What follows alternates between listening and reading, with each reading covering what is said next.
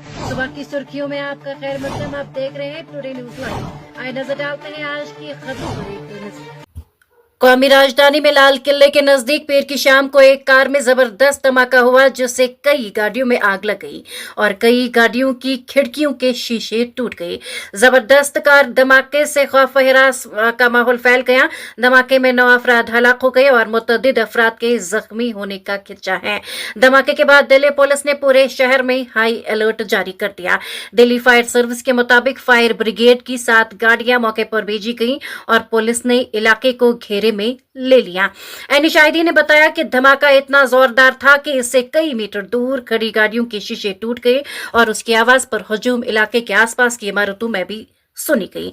Delhi fire service के एक senior अहदेदार ने कहा, धमाका लाल किला मेट्रो स्टेशन के गेट नंबर 1 के करीब खड़ी एक कार में हुआ। उसकी शिद्दत काफी ज्यादा थी, कई लोगों के जख्मी होने का खदशा है। एक अहदेदार ने धमाके में एक जो है वो हलाकत की इतला दी। धमाके के मनाजिर में जलती हुई कारों से आग के शोले और धुआं जो है वो उठता दिखाई दे रहा है। एक ऐनी शाहिदीन ने कहा कि मैं गुरुद्वारे में था जब मैंने एक जोरदार शोर सुना। ये इतना बुलंद था कि हम ये भी नहीं जान सके कि ये क्या है।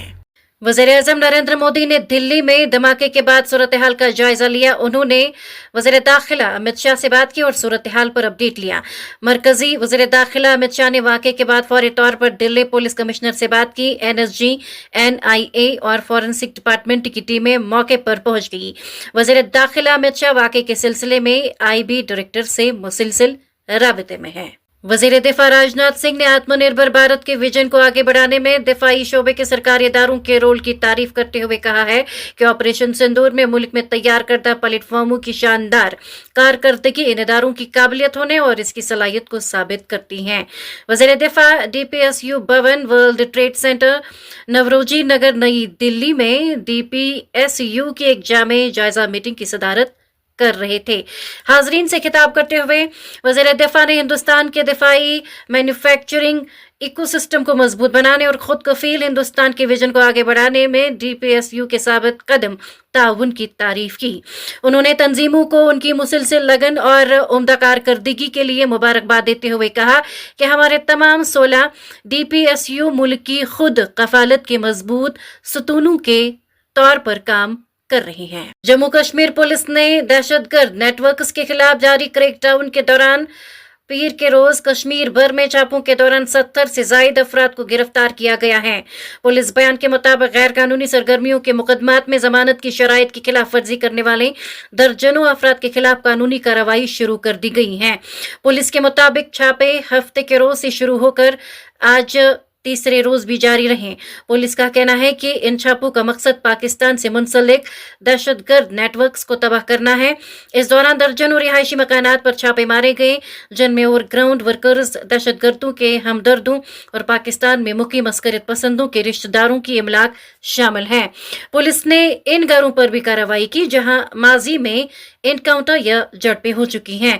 जम्मू कश्मीर पुलिस हुकाम के मुताबिक ये कदम मकामी सतह पर दहशतगर्दी को सहारा देने वाले नेटवर्क्स को खत्म करने और रियासत में पायदार अमन व इस्तेकाम को यकीनी बनाने के लिए उठाया गया है।